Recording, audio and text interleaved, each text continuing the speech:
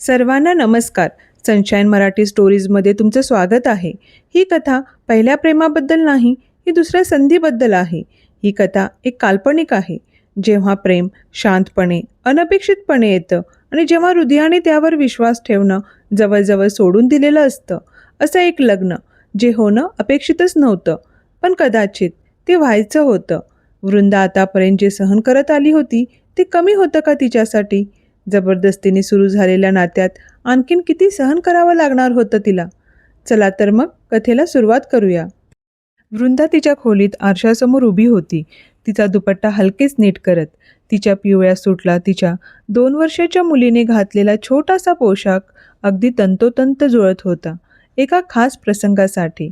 त्या दोघीही एकसारख्या दिसत होत्या, तिच्या मोठ्या बहिणी निशाच्या हळदी समारंभासाठी. होय, आज मोठा दिवस होता.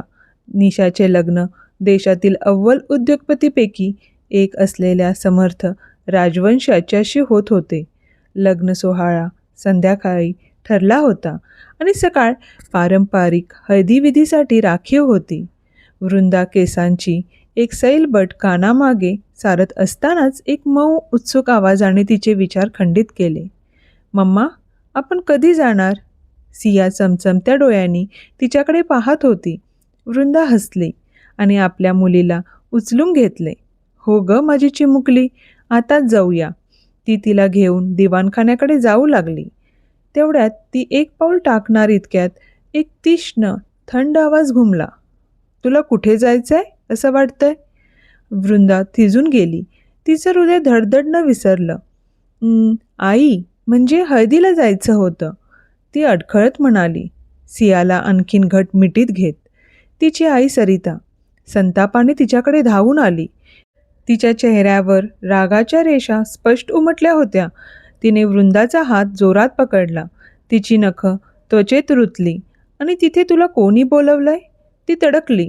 वेदनेने वृंदा कळवळली. तू आणि तुझी मुलगी दोघीही अपशकुनी आहात. मला माझ्या मुलीच्या फंक्शनमध्ये तुम्ही कुठेही नको आहे, सरिता थंडपणे म्हणाली. म्हणून तू आणि तुझी मुलगी इथून दूरच राहा. तिचा आवाज विषाने भरलेला होता आणि ती पुढे बोलतच राहिली. तुला आठवतंय का, तुझ्या सासरच्यांनी तुला परत का पाठवलं होतं? त्यांनाही कळलं होतं की तुझा काही उपयोग नाही. तू फक्त एक ओझं आहेस, एक अपशकुन. वृंदा स्तब्ध उभी राहिली, मनात उसळणाऱ्या भावनांच्या महापुराला आवर घालण्याचा प्रयत्न करत. सियासाठी तिने स्वतःला खंबीर ठेवण्याचा प्रयत्न केला, पण एक अश्रू तिचा विश्वासघात करत गालावरून ओघळला. तिने तो रागाने पुसून टाकला, जणू त्या वेदनेलाच मिटवण्याचा प्रयत्न करत होती. एकही शब्द न बोलता ती वळली आणि सियाला मिठीत घेत आपल्या खोलीकडे निघून गेली. आत गेल्यावर ती पलंगावर जाऊन बसली, सियाला जवळ धरून, जणू आपल्या मुलीच्या उभेमुळे तिला आताच अनुभवलेल्या थंडपणापासून संरक्षण मिळेल. मम्मा, काय झालं? सियाच्या निरागस आवाजाने शांतता भंगली. ती वृंदाच्या चेहऱ्याला स्पर्श करण्यासाठी हात पुढे करत म्हणाली. वृंदा उत्तर देऊ शकली नाही. तिचा घसा दाटून आला होता. हृदय वेदनेने भरून आलं होतं. शब्द तिच्या ओठांवर येण्यास नकार देत होते, कारण त्या क्षणी तिच्या भूतकाळातील सगळ्या आठवणी पुन्हा जीवन झाल्या होत्या. न बोलता, जशाच्या तशा आणि वेदनादायक. प्रत्येक अपमान, प्रत्येक नकार, प्रत्येक जखम पुन्हा उघडी पडली होती. जणू काही काळच पुढे सरकला नव्हता. मम्मा, चल ना. सियाचा आवाज पुन्हा घुमला, मऊ पण हट्टी. तिच्या आवाजाने वृंदा तिच्या विचाराच्या गर्दाने आपल्या मुलीकडे पाहत ओढून ताणून एक हसू आणले. बाळा, आता ना मम्माला थोडं काम आहे, आधी ते पूर्ण करू दे, मग आपण जाऊ. तिने सियाला अलगद पलंगावर बसवलं आणि तिचं लक्ष दुसरीकडे वळावं म्हणून तिच्या आजूबाजूला खेळणी ठेवली. मुलगी खेळण्यात गुंतली आहे याची खात्री करून वृंदा घाईघाईने बाथरूममध्ये गेली. आत जाताच तिने दरवाजा लावून घेतला आणि त्याला टेकून उभी राहिली. तिचं संपूर्ण शरीर थरथरत होतं. ती हळूहळू खाली बसली आणि दोन्ही हातात चेहरा लपवून घेतला. अश्रू वेगाने वाहू लागले अनावर, थांबवता न येणारे. ती शांतपणे रडत होती, दोन्ही हातांनी तोंड झाकून, सियाने तिचे हुंदके ऐकू नयेत म्हणून आटोकाट प्रयत्न करत. तिच्या आईचे क्रूर शब्द तिच्या मनात घुमत होते, प्रत्येक शब्द तलवारीच्या धारेसारखा. सासरच्यांचा थंड नकार, एकटेपणा, अपमान, सगळं पुन्हा पूर्ण ताकदीने तिच्यावर कोसळलं. आणि त्या छोट्याशा बंदिस्त जागेत वृंदा पूर्णपणे तुटून पडली, एकटी. तिच्या तुटलेल्या शांततेत वृंदा आता देवाकडे फक्त एकच प्रार्थना करू शकत होती, तिच्या मुलीचं सुख. पण तेही मागणं जणू खूप मोठी अपेक्षा वाटत होती. प्रत्येक वेळी तिच्या कुटुंबाने तिच्या मुलीचा, तिच्या निष्पाप चिमुकल्या सियाचा हत्यारासारखा वापर केला होता, तिला टोचण्यासाठी, तिचा आत्मविश्वास रोज थोडा थोडा मोडून काढण्यासाठी. आणि वृंदा, ती थकली होती, लढून थकली होती, खोटं हसून थकली होती, आशा बाळगून थकली होती. अर्धा तास निघून गेला, पण तो काळ जणू एका अनंत काळासारखा वाटत होता. चेहरा पुसून आणि श्वास स्थिर करून ती शेवटी बाथरूममधून बाहेर आली. तिची नजर लगेच पलंगाकडे वळली. सिया झोपली होती, तिच्या छोट्या हातांनी टेडीबेअरला मिठी मारली होती आणि तिचा श्वास शांत लयीत वरखाली होत होता. तिच्या मुलीच्या चेहऱ्यावर एक विलक्षण शांतता होती, जी पाहून वृंदाच्या डोळ्यात पुन्हा अश्रू दाटून आले. पण यावेळी तिने त्यांना आवरलं, कारण तिला एक गोष्ट कोणत्याही परिस्थितीत करायची होती, त्या शांततेचं रक्षण. संध्याकाळ सोनेरी छटाने नटली होती आणि संपूर्ण घर उत्साहाने गजबजून गेलं होतं. हास्याचे आवाज दालनातून घुमत होते, दागिन्यांच्या खणखणाटाने वातावरण भरून गेलं होतं आणि घाईघाईने पडणाऱ्या पावलांचा आवाज सर्वत्र ऐकू येत होता. वरात येण्याच्या मार्गावर होती. घराचा प्रत्येक कोपरा उजळून निघाला होता आणि प्रत्येक हृदय उत्सुकतेने भरलेलं वाटत होतं. पण घराच्या एका शांत कोपऱ्यात, बंद दरवाजामागे, सगळं काही स्तब्ध होतं. वृंदा तिच्या खोलीत सियाला सोबत घेऊन शांतपणे बसली होती. त्यांना निमंत्रणच नव्हतं, ना हळदीला, ना मेहंदीला आणि ना लग्नाला. आणि आज ही परिस्थिती वेगळी नव्हती. आणखीन अपमान किंवा टोचणाऱ्या नजरा सहन करण्याची इच्छा नसल्याने वृंदाने अपमानापेक्षा शांततेची निवड केली होती. प्रत्येक समारंभाप्रमाणेच तिने स्वतःला आणि सियाला त्या खोलीतच बंद करून घेतलं होतं. असं करणं सोपं होतं, कमी वेदनादायक, कमी अपमानास्पद. सिया त्यांच्या एकटेपणामागचं खरं कारण न समजून शांतपणे तिच्या आईजवळ खेळत होती, तर वृंदा खिडकीतून दिसणाऱ्या लुकलुकणाऱ्या दिव्याकडे निर्विकार नजरेने पाहत बसली होती, जणू त्यांच्याशिवाय सुरू असलेला आनंद सोहळा मनातून पुसून टाकण्याचा प्रयत्न करत होती. 2 तास निघून गेले. बाहेर ढोल ताशांचा गजर, हशा आणि आनंदाचा कोलाहल वाढत चालला होता. लग्नाची वेळ झाली होती, वरात आली होती आणि विधी सुरू होणार होते.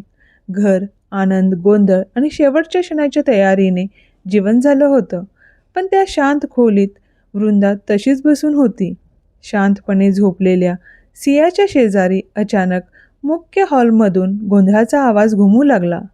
मोठमोठे आवाज, घाईघाईने पडणारी पावले आणि काहीतरी जे आनंदासारखं अजिबात वाटत नव्हतं. वृंदाच्या भुवया जुळल्या, तिच्या डोळ्यात काळजी स्पष्ट दिसत होती. आणि मग दारावर एक टकटक झाली. तिचा श्वास अडकला. कोण असू शकेल? टेडीबेअरला मिठी मारून झोपलेल्या सियाची झोप मोड होऊ नये म्हणून वृंदा हळूच उठली आणि वाढत्या धडधडत्या हृदयाने पटकन दार उघडलं. दार उघडताच वृंदाचे डोळे विस्फारले. दाराबाहेर तिची आई सरिता आणि वडील मिहीर उभे होते, दोघेही संतापाने भरलेले. त्यांच्या चेहऱ्यावर निराशा आणि आणखीन काहीतरी होतं, जे वृंदाला समजत नव्हतं. ती काही बोलण्याआधीच सरिताने तिला बाजूला सारत खोलीत प्रवेश केला. मिहीरही तिच्या मागोमाग आला आणि दार धाडकन बंद केलं. निशा कुठे आहे? सरिताने आरोपाने भरलेल्या आवाजात विचारलं. वृंदा स्तब्ध झाली. मला कसं माहीत असेल आई? सरिताचे डोळे संतापाने लाल झाले. ती आणखीन जवळ येत म्हणाली, असं का? लग्नाच्या वेळी तुझी बहीण गायब होते आणि तुला काहीच माहीत नाही. ती हाताची घडी घालत उपहासाने हसली. गायब? वृंदा धक्क्याने पुटपुटली. हो गायब. मी तर आधीपासूनच सांगत होते. तू आणि तुझी मनहूस मुलगीच या घरात विष कालवण्यासाठी उरल्या आहात. वृंदा दुखावून एक पाऊल मागे सरकली, पण काहीच बोलली नाही. तिचे डोळे पाणवले, पण तिने अश्रूंना वाहू दिलं नाही. किमान त्यांच्यासमोर तरी नाही. आता जर काही चुकीचं घडलं तर मी तुला कधीच माफ करणार नाही, सरिता रागाच्या स्वरात फुत्कारली. आई, पण यात माझी काय चूक आहे? वृंदाने हळू आवाजात विचारलं. तिचा आवाज कुजबुजण्या इतकाच मंद होता. ती स्वतःचा बचाव करत नव्हती. ती खरोखरच समजून घेण्याचा प्रयत्न करत होती. तिला समजून घ्यायचं होतं की तिने असं काय केलं होतं, की ती या द्वेषाची पात्र ठरली होती. तिच्या आईच्या नजरेत तिच्यासाठी इतकी क्रूरता का होती हे तिला समजून घ्यायचं होतं. पण सरिताच्या चेहऱ्यावरचा भाव बदलला नाही. उलट तिचा राग आणखीन वाढला. सगळं काही जे काही घडतंय ना, ते सगळं तुझ्यामुळेच घडतंय. ती आणखीन जवळ आली. तिची उपस्थितीच गुदमरून टाकणारी होती. तू या घरात आल्यापासून आमचं जगणं हराम करून टाकलं आहेस, तिने रागेने म्हणाली. वृंदा काही प्रतिक्रिया देण्याआधीच सरिताने तिचे दोन्ही हात घट्ट पकडले. तिची बोटं वृंदाच्या त्वचेत रुतत होती. मला तर वाटतं तूच तिला पळवून लावलं आहेस. वृंदाचे डोळे विस्फारले. काय? ती अडखळत म्हणाली. हो, तुला दुसऱ्यांचं सुख पाहवत नाही ना? कोणाला आनंदी पाहवत नाही तुला? आईची नखं तिच्या हातात आणखीन खोल रुतल्याने वृंदा वेदनेने दचकली. तिचा श्वास अडकला, पण तिने प्रतिकार केला नाही. ती करूच शकत नव्हती. तिला याची सवय झाली होती, प्रत्येक चुकीसाठी बळीचा बकरा बनण्याची, प्रत्येक अपयशाचा दोष स्वतःवर घेण्याची. पण तिच्या आत काहीतरी खूप तीक्ष्ण, तरीही जिवंत असलेलं तुटायला लागलं होतं. आतापर्यंत शांत असलेले मिहीर अखेर बोलले. त्यांचा आवाज मंद होता, पण त्यात खोल निराशा भरलेली होती. आयुष्यभर तू या घराला फक्त दुःखच दिलं आहेस. वृंदा, आम्ही कुठेही गेलो तरी तुझ्यामुळे आमची फक्त बदनामीच झाली आहे. वृंदा तिथेच स्तब्ध उभी राहिली. तिचं हृदय वेदनेने छातीत धडधडत होतं. जी खोली एकेकाळी तिचा छोटासा आधार होती, तीच आता तिला गुदमरून टाकत होती. तिच्या मागे सिया झोपेतच थोडीशी हालचाल करू लागली. आणि त्याच क्षणी वृंदाला स्वतःसाठी वाईट वाटत नव्हतं. तिला भीती वाटत होती, तिच्या मुलीसाठी. कारण जर तिच्यासाठी असं जग वाट पाहत असेल तर सिया मोठी होताना काय काय ऐकेल. वृंदा नेहमीप्रमाणे ते क्रूर शब्द शांतपणे ऐकत उभी राहिली. पण आज काहीतरी वेगळं वाटत होतं, अधिक जड, अधिक वेदनादायक. ती काही बोलण्याआधीच सरिताने तिच्या ब्लाऊजमधून एक दुमडलेला कागद काढला आणि हवेत हलवला. आता सांग, आम्ही काय करावं? ती कागद हलवत कठोरपणे म्हणाली. वृंदाने त्या कागदकडे पाहिलं. हे काय आहे? सरिताने रागाने तो कागद पलंगावर फेकून दिला. तुझी बहीण पळून गेली आहे. लग्नाच्या दिवशी आमच्या नावाची इज्जत मातीमध्ये मिळवून ती पळून गेली आहे. वृंदाचे डोळे धक्क्याने मोठे झाले. थरथरत्या हाताने तिने ते पत्र उचललं आणि निशाच्या हस्ताक्षरात लिहिलेल्या काही ओळी वाचू लागली. सत्य तिच्या समोर उलगडताच तिच्या पायाखालची जमीन सरकल्यासारखी झाली. निशा निघून गेली होती. तिने हे आयुष्य मागे सोडून जाण्याचा निर्णय घेतला होता. वृंदाने आपल्या आईवडिलांकडे पाहिलं. तिचा आवाज शांत होता, पण स्पष्ट होता. आपण हे लग्न रद्द केलं पाहिजे. खोलीत मृतशांतता पसरली आणि एक मोठा आवाज आला. मिहीरने जवळच्या कपाटावर जोरात हात आपटला. त्यामुळे सिया पुन्हा झोपेतच दचकून हलली. तू वेडी झाली आहेस का? मिहीर ओरडला. याचा आपल्या प्रतिष्ठेवर काय परिणाम होईल याची तुला काही कल्पना आहे का? आपल्या कुटुंबाच्या नावावर काय परिणाम होईल?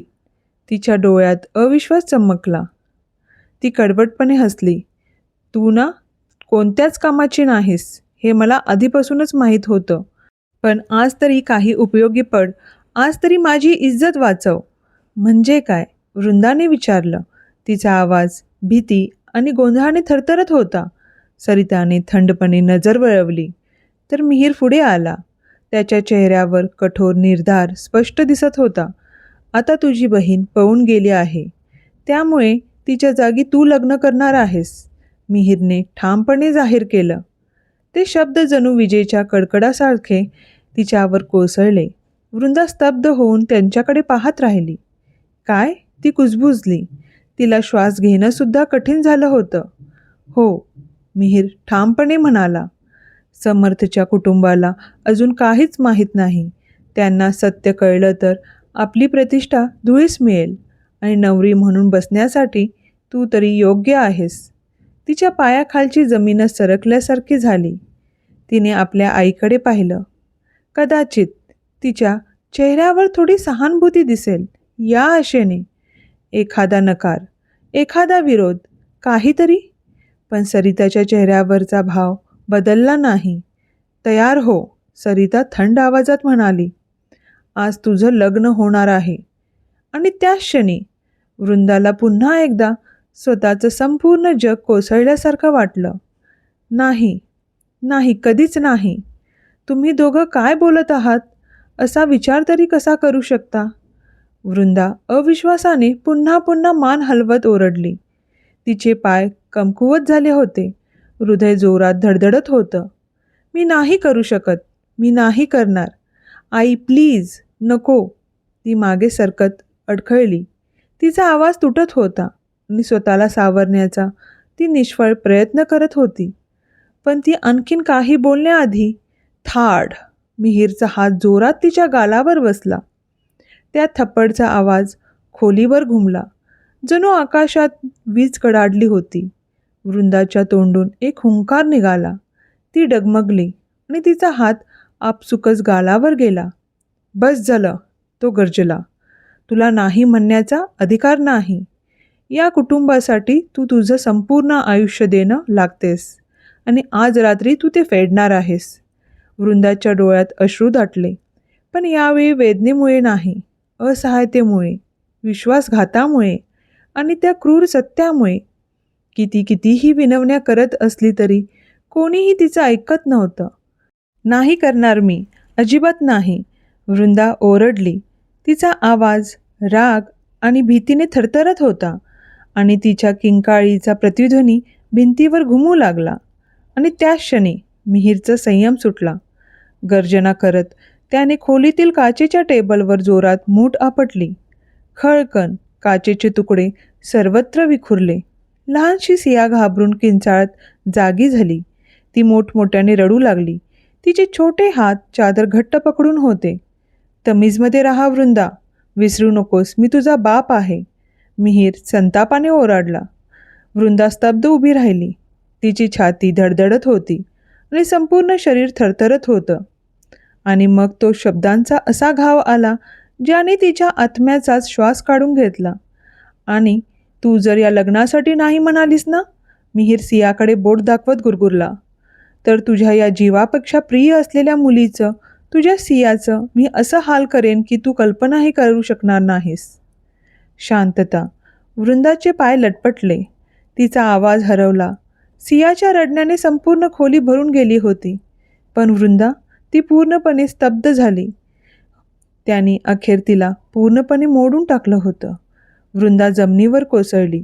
ती एखाद्या लहान मुलीसारखी रडत होती, तुटलेली, घाबरलेली आणि असहाय्य. ती रांगत रांगत आपल्या आईवडिलांकडे गेली.